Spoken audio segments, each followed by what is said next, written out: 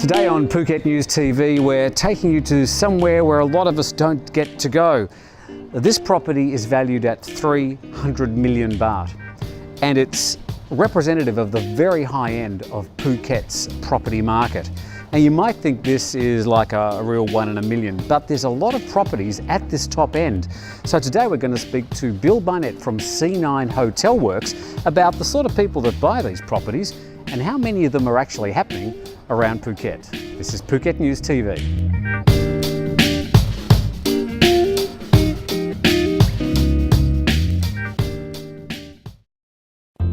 The luxury of simplicity. Barn My Cow Phuket is a luxury low-rise beachfront condominium on My Cow Beach, the ideal destination for those who truly appreciate peace and serenity, along with an absolute 70-meter beach frontage. Just 15 minutes from Phuket International Airport, Barn My Cow is a 5-star all the way. Fully furnished rooms in an ideal holiday destination start only at 55,000 Thai baht per month. If you're looking for a luxury holiday rental, contact us at 076 681 188 or reservation rfh@gmail.com.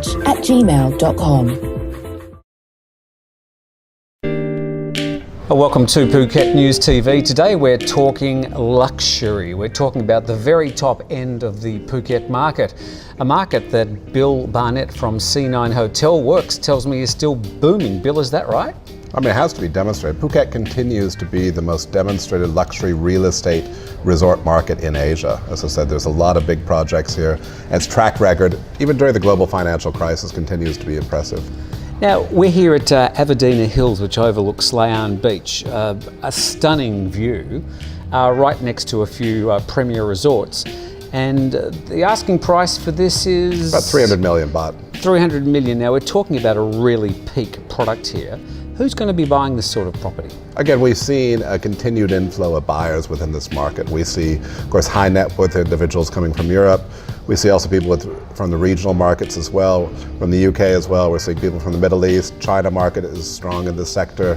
Also the Indian market as well. So again, there's a little bit of sprinkling of everything. One thing that we see as a characterization of the top end market is there's usually a connection between the developer and the buying market as well, towards the nationality base, towards the connections as well. You know, one case in point would be Alan Zeman, certainly at Andara's signature. There's a connection between his buyers and how he generates his leads as well.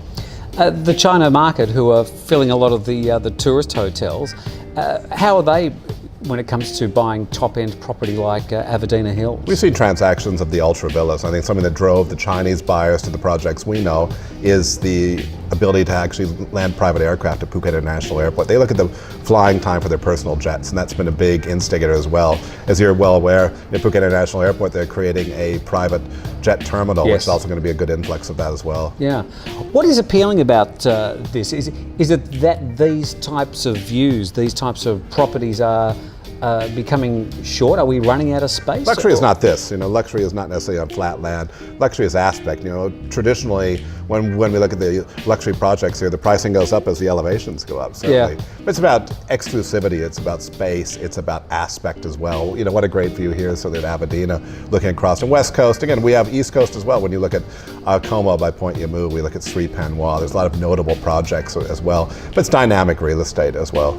Now, Avadina Hills, what makes this particularly special? To me, it looks like its finish, its quality, all the way through. I think impeccable quality. It's something we've seen. This project's been a long time in the making. Its location is good. It's a great gated estate. You know, you're buying into a bigger picture with Avadina as well. And certainly from a design perspective, it's interesting because it uses, you know, certainly the Japanese influence as well, blending with the, you know, tropical modern designs.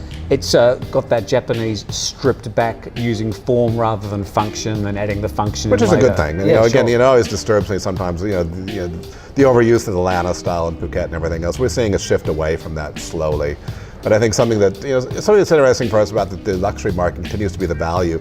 You know, we see about $500 million of product coming in the market. That's US dollars, $500 million US dollars over the next 12 to 18 months. Projects like Montezor, the Anantara Layan here as well, the Rosewood.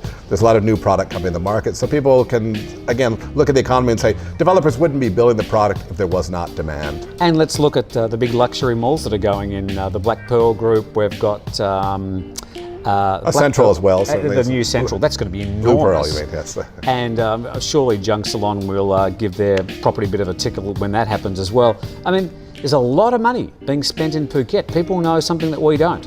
What indicates us, and more so for this, is the infrastructure. Again, we look at the private airport terminal, which is coming up. We look at the yachting scene, certainly with super yachts as well. And again, it's location. You have people, oftentimes you have buyers who may be European by origin, but they have business in Hong Kong, they have business in the region.